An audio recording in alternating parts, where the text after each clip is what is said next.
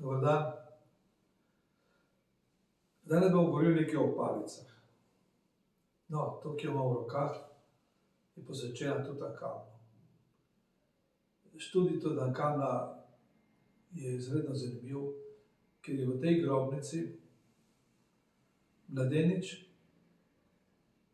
kateri predmeti v samem grobu so neverjetni, so raziskava svetovne kulturne dediščine in jaz sem njemu pravzaprav namenil to, ki je mali slonček, in on, Tutankamon, je bil pravzaprav otrok, ki je mogel uporabljati palice, da je lahko hodil.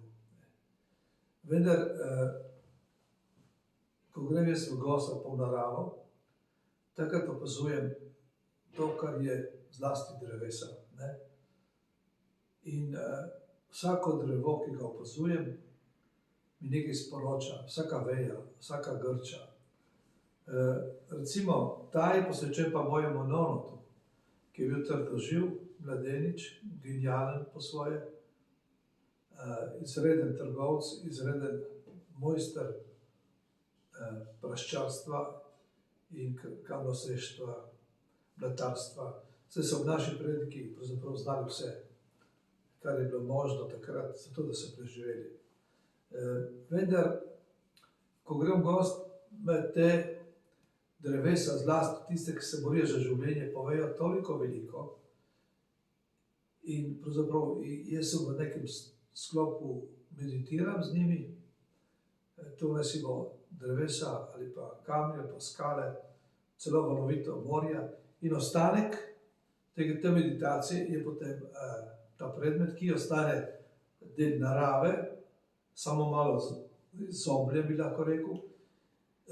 Vendar to ni dizajn, to je dizajn prirode, narave in nas vpeljuje v našo duhovnost, da bi se mi razvili tako, kot se je razvil recimo keber, hrošč, ki je že v Egiptu skarabej imel simbol Boga, ker se strašno razvija na ta način, da se spreminja, da se razvija iz jajčeca v bubo, iz bube v netopirja oziroma v letečo formo, in v tem procesu še postaja tako lep, tako bister, tako, bi rekel, briljantno barve, celo ima barve Vajkunta Dame, to se pravi tam, kjer je stičišče naših duš v Siriusu.